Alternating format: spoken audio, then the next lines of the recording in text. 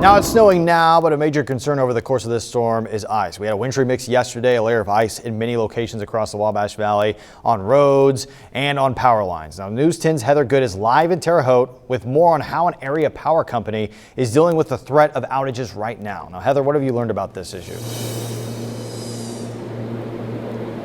Brady, good morning. Learned a lot this morning. I've learned that just a little bit of ice can make a big difference on a power line. I'm live here from Duke Energy in Terre Haute, and I'm joined by manager Rick Berger. Thank you so much for waking up early with us this morning. You've come out with some props for us today to help explain what impact ice can have on power lines. So explain, what are we dealing with this week? So ice is not our friend. Imagine a wire this size going to something like this. And this causes a lot of weight, but then throw in a lot of wind out there, so these lines begin to gallop and wires go down, poles go down. So just a good example of what ice could do in our world.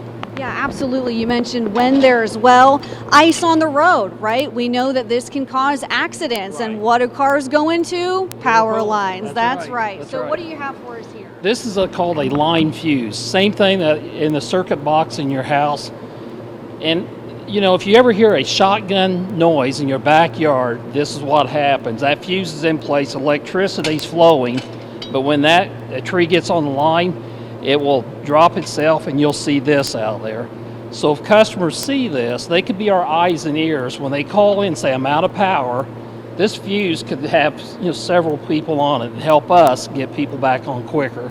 Absolutely, and we've got some information for folks.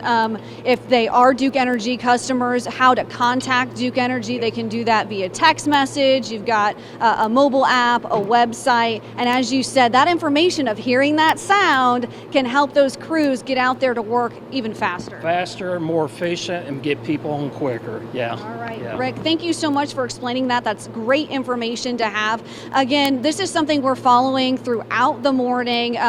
Great news right now, we're not experiencing any major power outages in the Wabash Valley, but this is something that's being monitored as this winter storm pushes through. We've got hundreds of employees coming in to help the employees here deal with this winter storm. We're going to talk a little bit more about that in our next half hour of News 10 this morning. Live in Terre Haute, Heather Good, News 10.